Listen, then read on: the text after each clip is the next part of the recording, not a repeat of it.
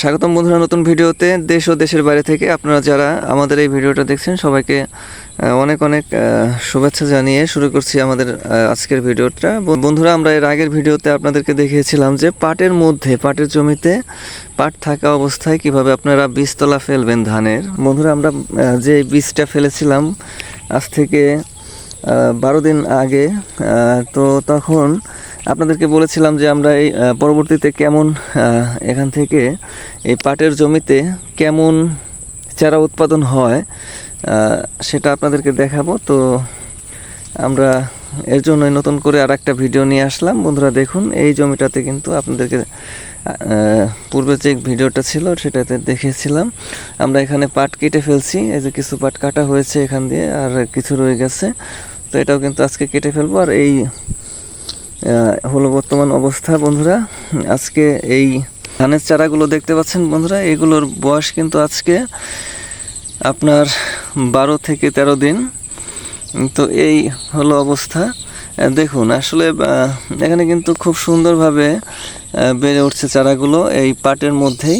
এখানে ফাঁকা দেখতে পাচ্ছেন, এই পাটগুলো কিন্তু আজকে কেটে ফেলা হয়েছে এবং গতকাল এখানে সার প্রয়োগ করা হয়েছিল। বন্ধুরা, এখানে আমরা যে সারগুলো প্রয়োগ করেছি সেটাও আপনাদেরকে জানিয়ে দেব।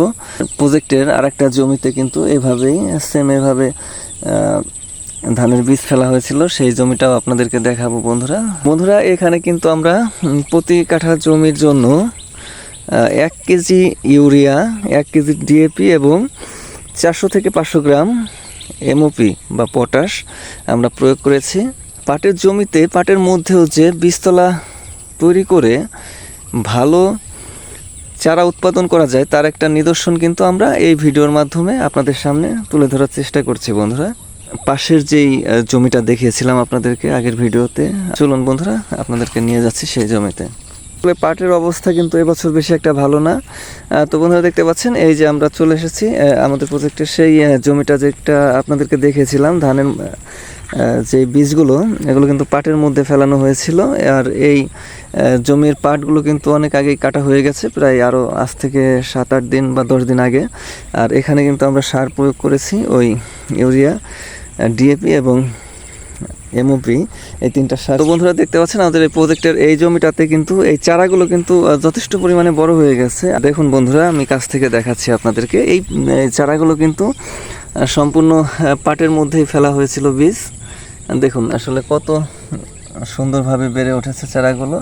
এই জমির পাট কাটা হয়েছে প্রায় 10 দিন আগে এবং 8 থেকে 9 দিন আগে কিন্তু এখানে সার প্রয়োগ করা হয়েছিল। তো বন্ধুরা দেখুন, একদম সুন্দর রোগ মুক্ত প্রত্যেকটা চারা খুবই সুন্দরভাবে বেড়ে উঠছে।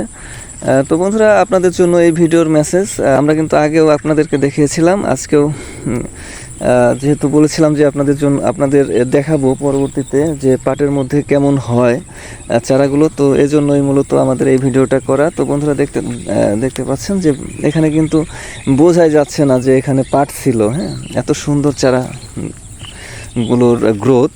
তো সব কিছু মিলিয়ে দেখুন অনেক সুন্দর চারা হয়েছে কিন্তু এখানে। তো আপনারা চাইলে কিন্তু এভাবে বন্ধুরা আপনারা পাটের জমিতে আপনি ধানের বীজতলা ফেলতেই পারেন, তাতে কোনো ধরনের সমস্যা নেই। আপনাদের ইতিমধ্যে কিন্তু সবারই বীজতলা করে কিন্তু সবাই ধান ফেলে দিয়েছেন অলরেডি। তো যারা এখন হয়তো বা কেউ বাকি নেই, তো আপনারা এবছর না হলেও যদি পরবর্তী বছর আমাদের এই ভিডিও দেখে উদ্বুদ্ধ হয়ে আপনারা পাটের মধ্যে ধানের বীজগুলো ফেলতে চান, তো সেক্ষেত্রে কিন্তু আপনারা ফেলতে পারেন, কোনো সমস্যা নেই। আর যদি ফেলার পরে বৃষ্টি হয় তাহলে তো কোনো কথাই নেই বন্ধুরা, আর কোনো ধরনের পানির চিন্তা করতে হয় না।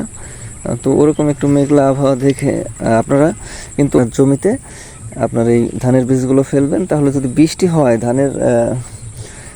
আপনার বীজগুলো যখন জমিতে ফেলবেন পাটের মধ্যে, তখন যদি ফেলার পর বৃষ্টি হয় তাহলে আপনার কোনো ধরনের পানি দেওয়ার যে একটা সমস্যা থাকে যে পাটের মধ্যে আপনি পানি কিভাবে দেবেন, এটা কিন্তু আপনার আর দিতে হয় না, বৃষ্টির পানিতেই হয়ে যায়। তো বন্ধুরা, এই আজকের মতো ভিডিওটা আমি এখানে শেষ করতে যাচ্ছি।